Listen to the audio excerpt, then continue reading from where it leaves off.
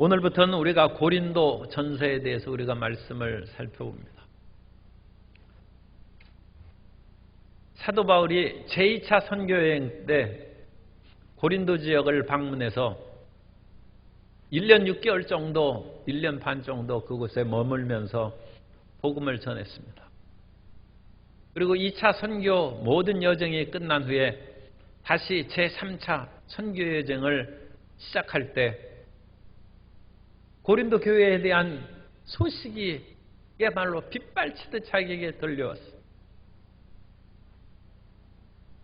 거기에 있는 사람들이 찾아와서 사도 바울에게 입으로 전하고, 사도 바울이 고린도전서를 쓴 것이 터키의 에베소 지역입니다. 에베소인데 에베소하고 그리스의 고린도는 그렇게 멀지 않습니다.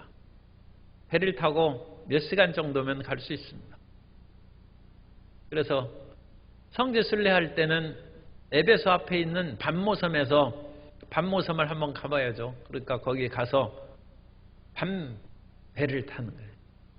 한 10,000톤급의 그런 큰 대형 배인데 한밤중에 배를 타면 새벽에 그 아테네의 항구로, 아테네 바로 옆에가 고린도입니다.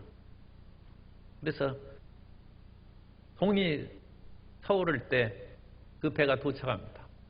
그러니까 밤새 동안 거기서 자면서 배를 운항하니까 밤중에는 기차도 좀 천천히 가고 그러죠. 시간 맞추느라고.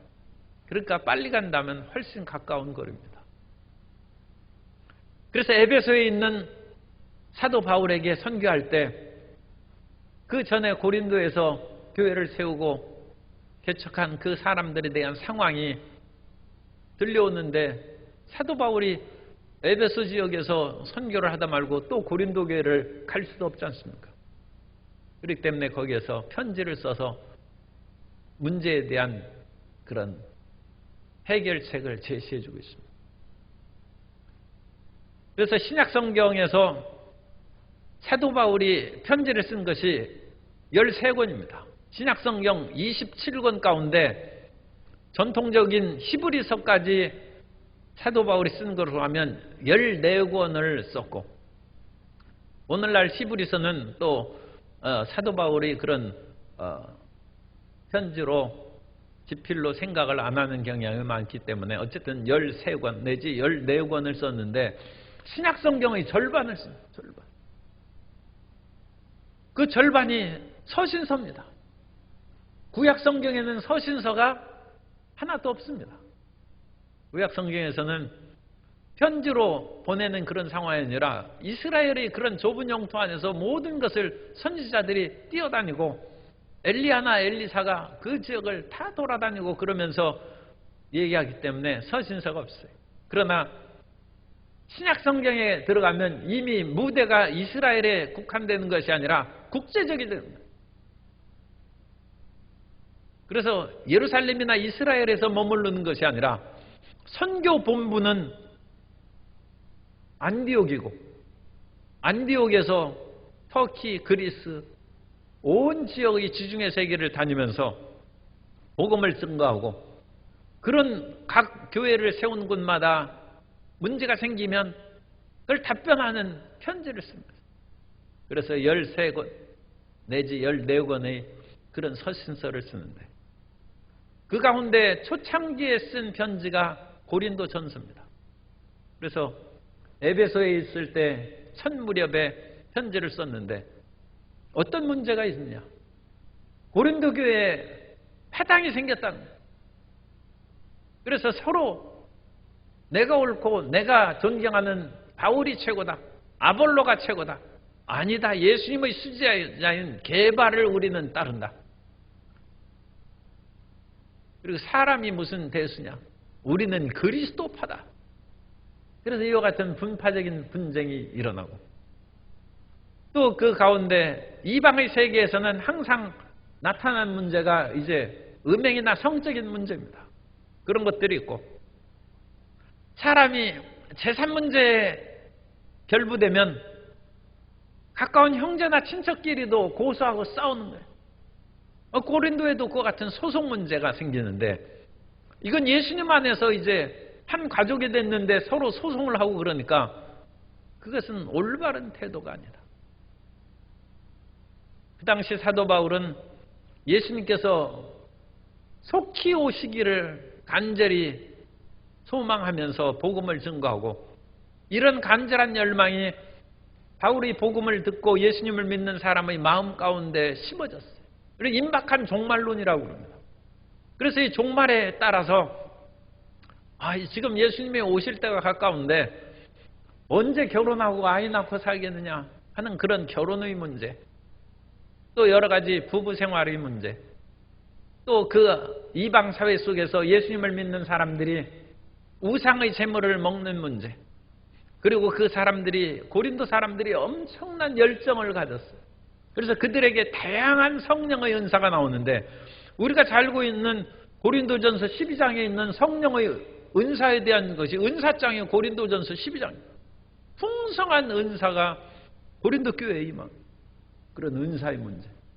그리고 마지막에는 우리가 죽으면 어떻게 될 것인가? 부활의 문제. 고린도전서 15장. 그래서 부활절을 앞두고 우리가 고린도전서 15장을 그렇게 보면 죽는 것이 두렵지가 않고 주 안에서 먼저 죽은 자들이 먼저 일어난다는 것입니다. 그래서 죽은 자들에 대한 슬픔과 안타까운 마음을 떨쳐버리고 우리에게 있어서 어떤 사람 예수님을 믿는데도 왜 인생이 이렇게 힘들고 고달픕니까 하는데 우리의 구원의 완성은 그리스도의 제 이름으로 말미암아 우리가 신령한 몸으로 덧입힐 때 완성이 되는 것입니다. 이미 영적인 하나님의 시간에서는 이미 이루어졌지만 그러나 육체로 살고 있는 우리에게는 아직 구원의 완성이 나타나지 않았습니다. 그래서 이 신약에서 예수님의 재림 또는 종말에 관계되어서 중요한 두 단어가 있는데 그것은 이미 그러나 아직 그 단어.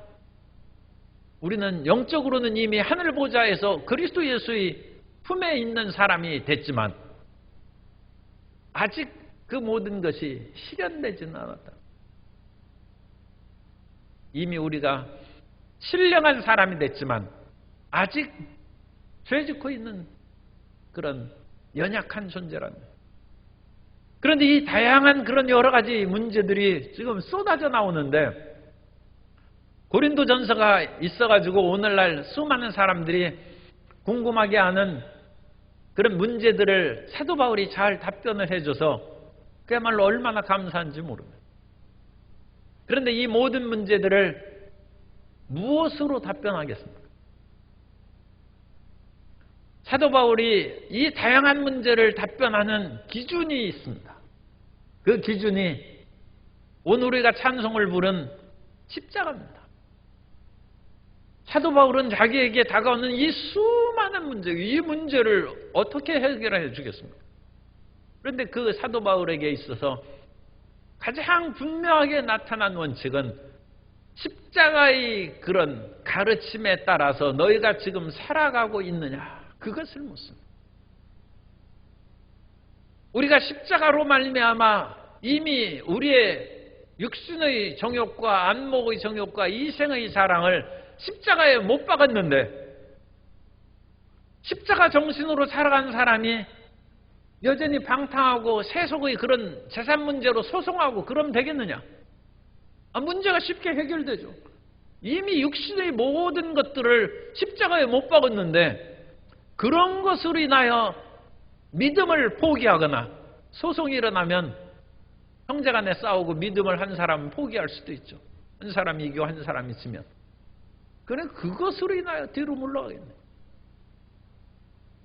우리가 산 것은 내 육체가 산 것이 아니오 내 안에 그리스도께서 사신 것인데 내 육체는 이미 십자가에 예수님과 함께 못 박혀 죽었다는 것입니다. 내가 그리스도와 함께 십자가에 못 박혀 죽었다는 것입니다. 십자가입니다. 오늘 우리의 삶 가운데 여러 가지 문제가 다가올 때 주님 왜 나에게 응답하시지 않냐고 이런 모든 문제에 대해서 속 시원하게 해답을 주지 않습니까? 그렇게 의문을 갖는 경우가 있는데 이미 하나님은 다 답해 주셨습니다. 너는 십자가에서 죽고 그리스도 예수 안에서 살아났다는 것입니다. 구약 성경에 있어서 모든 사람들을 평가하고 사람들이 올바르게 살았는지 그릇되게 살았는지 기준이 있습니다. 그 기준이 하나님의 말씀에 순종했는가 불순종했는가 그것이 판단 기준입니다.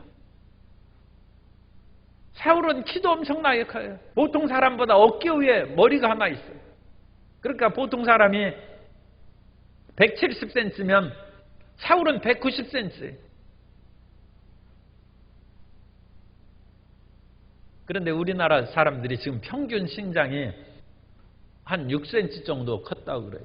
그래가지고 이제 그 70년대에는 키가 166인데 이제 지금 2021년 그때는 172cm 정도가 남자 평균 신장에서 키가 컸다고. 그러니까 이 신장의 그런 것들로 인해서 사람들은 신경을 많이 쓰고 키가 큰 것이 고대로부터 리더십이 있는 것으로 사람들이 여겼기 때문에 키 큰 사람을 더 지도자로 세우고 그 사람을 따르는 경향이 있어요. 근데 사울은 아유 대단합니다. 그런데 다윗은 키가 컸다는 그런 얘기는 없어요. 그러니까 다윗은 평균 키. 더군다나 사울의 집안은 엄청나게 좋아요. 사울의 집안은 고조 할아버지까지 그와 같이 족보가 나와 있어요. 그런데 다윗은 이세의 아들이라고 나오니까 그 집은 별로 볼품이 없어요. 그 조상들을 쭉 연루하지 않은 것은 나중에 룻기에 나오는 것은 나중에 왕이 돼서 그것을 억지로 찾아가지고 그것을 한 것이고 그 당시에는 알려지지 않은 집안에. 그런데 오늘날 사울을 좋아하는 사람이 어디 있겠습니까? 사울은 이스라엘의 초대 왕인지만 그 사람을 존경하지 않아요. 우리는 다윗을 존경할 뿐만 아니라 성경에서도 사울은 하나님께서 버림받은 사람입니다. 그래서 사울과 다윗을 집안 족보라든지 외적인 그런 것이라든지 초대 왕한 그런 여러 가지 그런 것으로 인하여 판별할 수 있는 기준이 있는데 그런 것으로 인하여 사울과 다윗을 평가하지 아니하고 오직 중요한 판단 기준은 사울은 하나님의 말씀에 불순종했고 다윗은 하나님 말씀에 순종했다는 거죠. 그리고 순종과 불순종을 가장 강력하게 강조한 책이 신명기입니다. 그래서 이것을 신학적으로는 신명기 사상이에요. 신명기적인 그런 관점에 의해서 성경의 인물들을 평가하고 이스라엘의 왕국의 그 모든 왕들도 평가한 것도 다 이게 신명기적인 평가를 합니다. 하나님께 순종한 왕이냐 불순종한 왕이냐. 오늘 성도 여러분들이 사위 고를 때 평가할 기준이 두 가지를 고르라면 성경적으로 하는 거예요. 성경적으로 하면 하나님께 순종하는 자녀인가. 그건 구약적 평가예요. 하나님의 말씀에 순종하는 사람입니다. 두 번째는 신약적인 평가는 그 사람이 십자가를 따라서 살고 있는가. 십자가로 평가. 십자가를 가지고 평가하는 것은 쉽지가 않습니다. 왜냐하면 고린도전서 1장 22절에 보면 유대인은 표적을 구하고 헬라인은 지혜를 찾으나 우리는 십자가에 못 박힌 그리스도를 전하니 유대인에게는 거리끼는 것이요 이방인에게는 미련한 것이로되 오직 부르심을 받은 자들에게는 유대인이나 헬라인이나 그리스도는 하나님의 능력이요 하나님의 지혜니라. 세상으로 보면 십자가는 이방인들이 보면 어리석은 것이라. 그러나 사도 바울은 십자가는 하나님의 능력이요 하나님의 지혜라는 거예요. 그래서 십자가를 믿고 결국 십자가로 인해서 세상의 정욕대로 사는 육신으로 살지 아니하고 십자가 대속의 은혜로 말미암아 임하신 성령을 쫓아 사는 사람이 진짜 사람이고 그 사람이 진짜 사위감입니다. 그거 외에 다른 것으로 평가하는 것은 특히 사도 바울에 있어서는 잘못된 평가입니다. 사도 바울은 고린도전서를 읽으면서 항상 그것을 생각하시면 됩니다. 고린도전서에서 제가 아까 말씀드린 수많은 이런 문제를 질문하고 그것을 답변할 때 십자가 정신으로 살아가면 문제가 해결되고 십자가 정신이 받아들여지지 않으면 그건 세상적으로 평가. 아니 그 돈을 아깝게 그걸 어떻게 넘겨줍니까? 소송해서라도 움켜줘야죠. 그러나 그것으로 말미암아 내 마음에 온갖 탐욕이 일어난다면 그런 다소한 그 물질 문제가 나에게 유익이 없다는 것입니다. 사도 바울이 그러한 정신으로 자기도 살고 또한 자기가 사도의 권리를 다 포기하면서 이제도 힘들고 어렵게 살아가는 것은 그리스도의 십자가를 본받고 그리스도의 십자가 정신으로 살아가면 내가 부활할 것이기 때문에 그렇게 산다. 세상에 혼돈되고 판단의 기준을 내리기가 어려운 그런 문제들이 현대에 많이 나타나는데 그럴 때 항상 이 십자가를 생각하시기 바랍니다. 그리고 한 걸음 더 나아가 또 한 가지 그런 판단 기준을 갖는다면 하나님 말씀에 순종하는 신명기적인 그런 관점에 의해서 그걸 평가하면 신구약의 중요한 평가 기준으로 세상을 평가하고 또한 사람을 평가하며 살아가게 될 줄로 믿습니다. 그래서 고린도전서는 사도 바울이 13권의 서신서를 썼는데 그 가운데 4대 서신이라고 합니다. 그래서 로마서, 고린도 전서, 고린도 후서, 갈라디아서 이 4권이 사도 바울의 4대 서신입니다. 그래서 이 고린도전서가 그만큼 중요한 위치를 차지하고 있습니다. 고린도 도시는 그 주전 146년경에 로마가 팽창하면서 고린도시를 정복했어요. 그런데 폐허 상태로 그대로 놔뒀어요. 그래서 도시 건설이 되지 않다가 시제에 의해서 한 100년 후에 다시 도시가 건설이 됩니다. 그래서 고린도 도시가 건설된 이후에 국제도시가 되어서 굉장히 번영한 도시가 됐는데 이 번영하는 도시가 되는 주후 50년경에 사도 바울이 고린도를 방문했어요. 그래서 우리 간략하게 우리 이 고린도 지역을 들어간 배경을 우리 그림을 통해서 한번 사진 영상을 통해서 보겠습니다.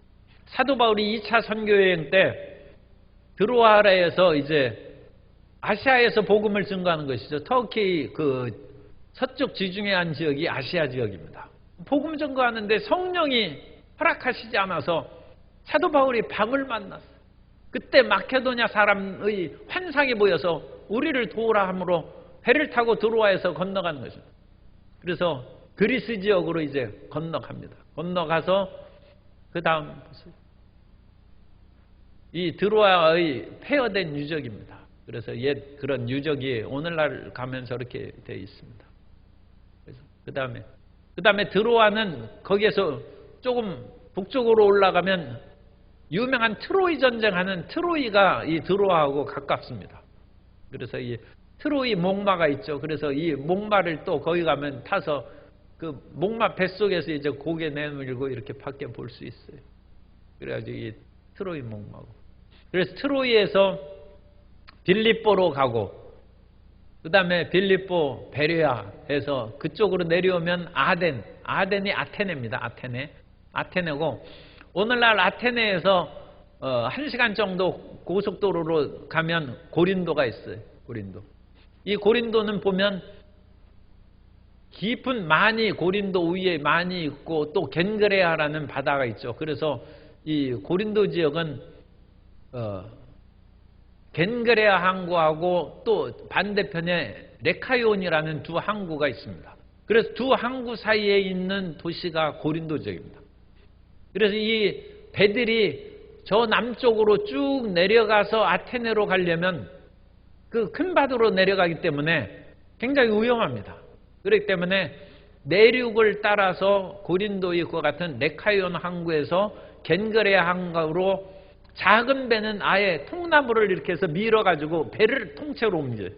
그리고 큰 배의 경우에는 화물을 다 내려서 육지로 그 화물을 싣고 겐그레아에 있는 항구에다가 실어줘서 아테네로 가는, 그것이 훨씬 저 남쪽으로 돌아서 가는 것보다 비용도 싸고 침몰당할 위험이 없다는 거예요.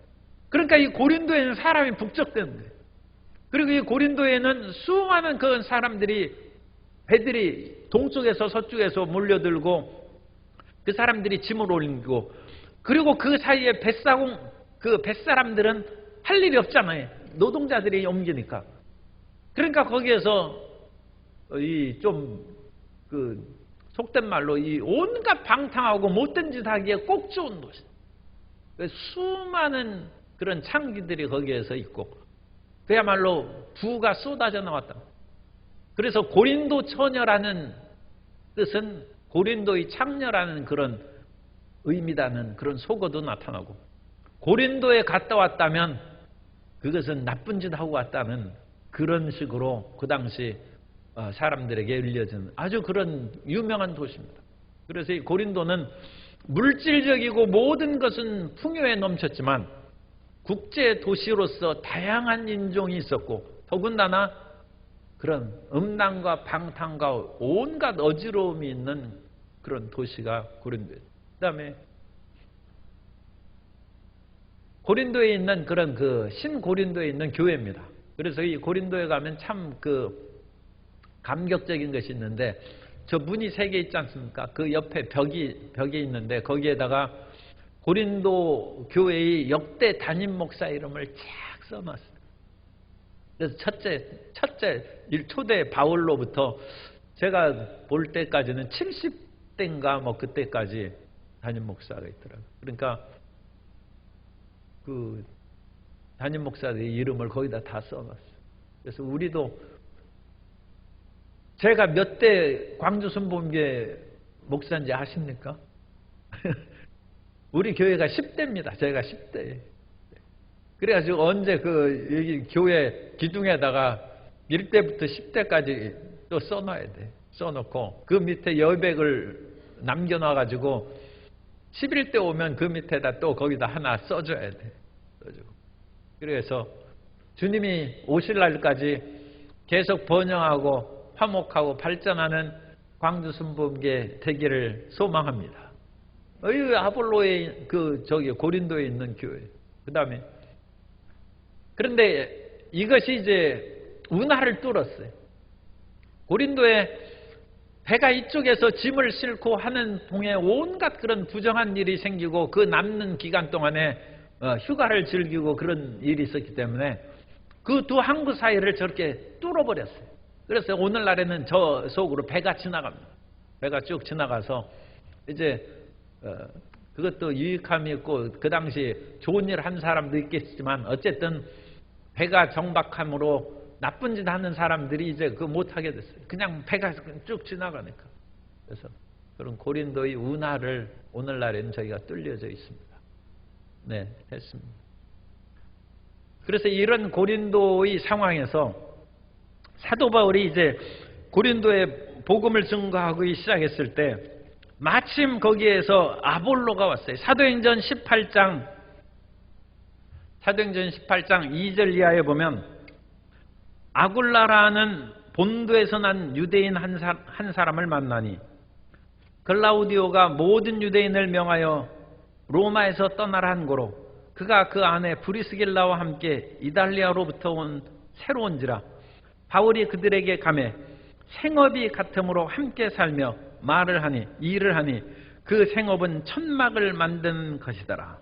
그래서 이 아굴라와 브리스길라의 부부가 유대인으로 로마에서 살다가 추방령을 받아서 고린도에 왔어요. 그래서 그 아굴라 부부가 사도 바울의 첫 전도 열매일 수 있고, 그렇지 않으면 이미 예수님을 믿고 고린도에 와서 사도 바울과 함께 연합해서 활동했을 수도 있습니다. 어쨌든 간에 예수님을 사도 바울로부터 믿었든지 아니든지 간에 사도 바울과 같이 고린도 지역에서 사역을 했어요. 그리고 이 사람들은 직업이 같아요. 천막을 만들어서 그것을 파는 직업이에요. 사도 바울이 1년 반 정도 고린도에 있으면서 다른 사람에게 손 벌리지 않냐고, 또 사실 거기에서 교회를 개척하는데 누가 그 사도 바울에게 일용할 양식을 그렇게 대줄 수 없죠. 사도 바울은 기술이 있어요. 천막 만드는 거예요. 그리고 여기는 국제도시이기 때문에 수많은 그와 같은 일거리가 있어요. 그래서 사도 바울이 1년 반 동안 지나면서 물질적으로 그 모든 천막 만들어서 파는 것으로 충당을 한 것 같습니다. 그래서 이 천막 만드는 그 직업을 그 영어로는 텐트 메이커라고 해요. 그래서 오늘날 자비량 선교를 텐트 메이커라고, 자기가 직접 다른 선교에 비해 의존하지 아니하고 그 일을 해가지고 먹고 사는 것이죠. 그리고 그 같은 직업이 있으니까 그 직업을 가지고 이곳저곳으로 다 옮겨가면서 얼마든지 활동할 수 있어요. 오늘날은 이제 국제적인 면허가 있어서 그런 것들이 쉽지 않습니다만, 어쨌든 고대 세계에서는 사람을 고치는 것이라든지, 그래서 오늘날에도 그런 간호사라든지 그런 직업, 또는 사람이 어느 곳에나 머리 깎고 면도하고 그래야죠. 그러니까 그런 미용사 직업이라든지, 또 다양한 그런 사람의 기본 필수적인 요리사, 그런 것들은 어디 가도 먹고 살 수 있어요. 그래서 중국 사람들은 어디를 가든지 거기에서 음식점을 세워가지고 금방 일어선다. 왜냐하면 그 사람들은 자기가 한번 가면 거기에서 사돈 8촌까지 다 초청하는 거예요. 그래서 이 자기 친척이 50명이나 돼. 그래가지고 거기에서 음식점을 세우면 50명이 매일 와서 먹는 거예요. 그러니까 처음부터 뭐 호황을 누리고 굶어 죽지 않아요. 그래서 그러다가 이제 다른 사람이 들어와서 음식점이 정말 잘 되면 또 다른 대가족들이 그런 사람들이 일을 도와주고 그런다. 그래서 이 요리사의 직업이 어느 곳에 살든지 상당히 그 적응력이 탁월한 그런 그 직업인데, 사도 바울이 이와 같은 텐트 메이커도 그와 같은 상당히 유력한 직업이었던 것 같습니다. 그리고 유대인들은 세계 곳곳마다 핍박을 받고 그 이전에도 여러 번 쫓겨다녔기 때문에 자녀들에게 반드시 공부도 시키지만 일을 시키는 거예요. 어떤 분이 열심히 그 평생 동안 공부를 했더라고요. 한학을 그렇게 열심히 공부했는데 부인이 곰탕을 끓여놓고 갔는데도 그걸로 밥을 못 차려 먹더라고요. 그래서 제가 정말 큰 신뢰의 표현을 합니다. 그 사람은 헛공부한 것입니다. 아니, 자기 밥조차 못 찾아 먹는 공부를 뭐 해서 어디에 쓸모없어요. 물론 사람이 정신세계가 중요합니다만 자기 밥도 못 찾아 먹는 공부를 그건 무슨 책을 보았다고 얘기할 수 있습니다. 참 그건 통탄스러운 것이고. 그래서 우리 조선시대에도 양반 임내하면서 헛되이 굴러주고, 그래서 실학사상이 일어나요. 그런데 유대인들은 우리가 아무리 여기에서 공부 잘하고 그래도 말이 틀린 외국에 가니까 이거 먹고 살 길이 막막한, 먹고 살 길이 없어요. 그러니까 사람은 주의종들도 좀 선교사로 나가가지고 살아봐야 돼. 그래서 자기가 여기에서 잘났고 우리말 잘하고 모든 사람들을 그와 같이 설득할 수 있는 그런 말재주가 전혀 필요 없는 새로운 언어의 땅으로 가서 무엇을 하고 먹고 살 것인가, 그걸 알아요. 그러니까 근본적으로 살아갈 수 있는 그런 직업을 가르쳐, 기술을 가르쳐. 우리나라에서는 자녀들이 공부할 때 돈을 못 만지게 하는데 그것도 큰 실수 중에 하나입니다. 아니 나중에 그래가지고 공부 끝난 후에 돈을 왕창 모으려고 하니까 그게 탐관오리가 돼가지고 온갖 부정한 일을 하고 그러는 거예요. 그런데 유대인들은 성인식이 끝나면 성인식 때 돈을 많이 줍니다. 그래가지고 어떤 그 집마다 차이가 있겠습니다만 13살 된 아들에게 수천만 원을 주는 거예요. 온 친척들이 모여가지고 돈을 막 100만 원씩 몇백만 원씩 주는 거예요. 그래가지고 그 어린아이가 13살부터 그 돈을 저축하고 돈놀이, 이 말이 좀 이상해. 어쨌든 자기 돈을 풍성하게 하는 그런 것을 해서 10대 때 이미 주식 투자를 한다는 거예요. 그래서 자기 먹고 살 것을 이미 마련해 놓으면서 그렇게 공부하는 거예요. 그러니까 그 사람이 돈에 쪼달리고 먹고 사는 것이 아니라 진정 자기가 하고 싶어 하는 것을 하니까, 그러니까 탁월한 인물이 돼요. 그런데 우리는 너 먹고 사는 것을 어찌할래? 그러니까 옛날에 우리가 화가도 못하게 하고 음악도 못하게 하고 그거 가지고 너 못 먹고 산다는 거야. 옛날에 글 쓰고 소설을 쓰고 시를 쓰면 아니 1년에 시 몇 편 써가지고 그 한 편 당선돼야 10만 원 주고 100만 원 주는데 1년 연봉이 100만 원이야. 그거 가지고 어찌 먹고 살겠냐. 그래서 그 재주 있는 글재주 있는 사람을 딴 데 가서 일을 시키니까 일하기도 싫고 그 재주가 사라져버립니다. 그런데 그와 같이 주식 투자하고 여러 가지 돈을 활용하는 방법을 10대 때부터 배우니까 노벨 문학상을 받는 거예요. 그거 상관없이 이제 그렇습니다. 어쨌든 얘기가 상당히 멀리 갔습니다만 사도 바울이 그 영성의 사람 아닙니까? 그리고 가말리엘 문화에서 유학 와서 율법을 공부한 사람인데 텐트를 만들어서 그것을 장사하고 팔고 일용할 양식을 만드는 소위 사업가적인 재주도 있어요. 그걸 기억해요.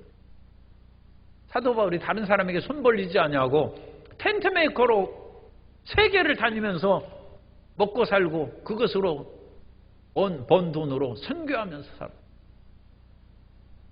그러면서 끊임없이 낮에는 일하고 밤에는 초롱불 밑에서 서신서를 쓰는 거예요. 그래가지고 사도 바울이 나중에는 눈이 어두워져 가지고 대필로 그같이 편지를 쓰게. 그 사도 바울이 이런 아굴라와 브리스길라를 만나서 고린도에서 1년 반여 동안 선교를 하고 어느 정도 교회가 자립되면서 아볼로가 와서 이제 단임을 했습니다.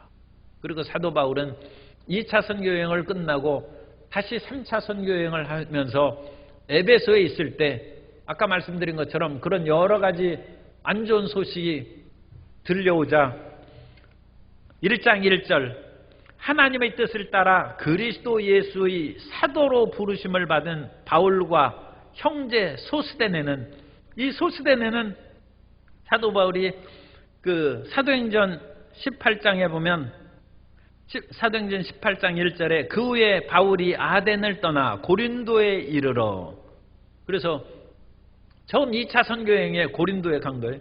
그래서 고린도에서 복음을 증거하며 18장 8절에 보면 회당장 그리스보가 온 집안과 더불어 주를 믿으며 수많은 고린도 사람도 듣고 믿어 침례를 받더라.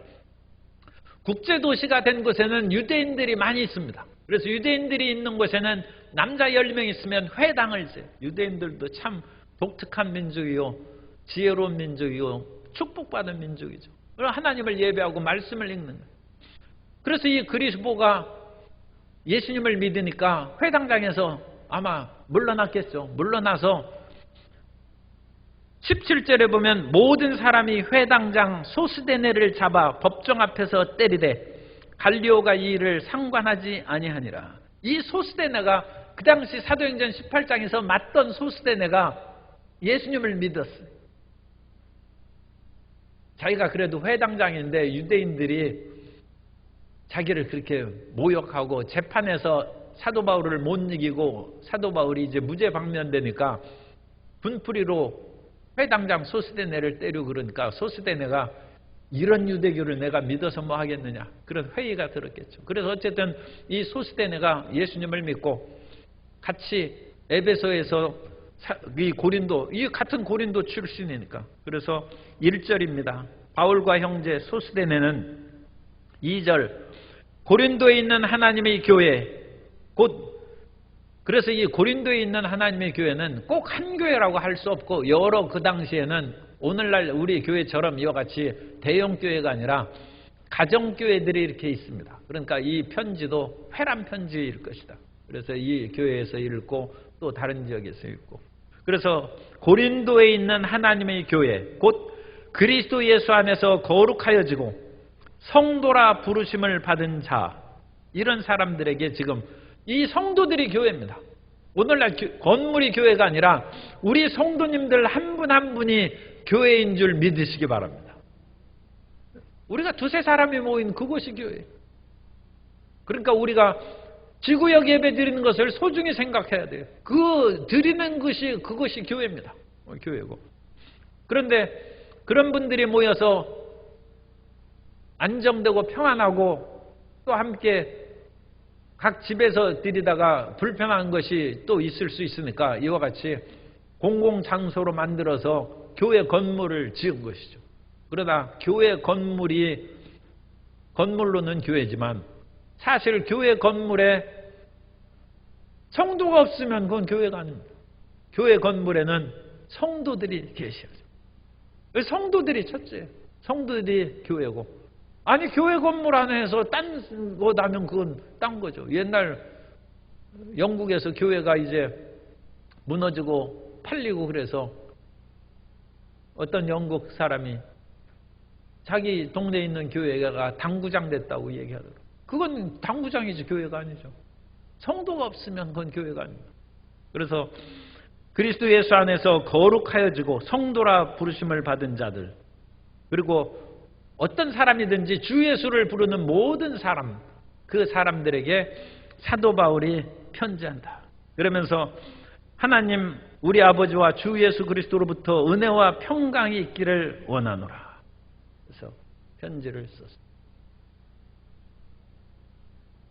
오늘은 3절까지만 하도록 해요. 원래 9절까지 하기로 했는데 그 3절까지만 하고 이 다음은 서론이 우리가 너무 길었어요. 그런데 중요한 것을 우리가 기억해야 됩니다. 이제 사실은 1장 4절부터가 본론입니다. 1장 4절부터가 1장 1절부터 3절까지가 서론이고 1장 4절부터 16장 18절까지가 본론이고 16장 19절부터는 이제 마지막 맺은 말입니다. 그래서 서론까지 딱 시간이 맞았어요. 그래서 서론을 생각하면서 기도하는 것은 하나님께 우리 자신이 여러 가지 갈팡질팡하고 있을 때 무엇을 기준으로 사는가? 오늘 신약시대에 사는 사람은 십자가의 기준으로 사는 것입니다. 그 십자가의 정신이 내 마음 가운데 충만한가? 다른 사람을 대할 때 그리스도의 십자가의 사랑으로 다른 사람을 대하는가? 그것만 사랑하면 거의 많은 문제들은 해결되고 해답을 할 수 있게 될 것으로 믿습니다.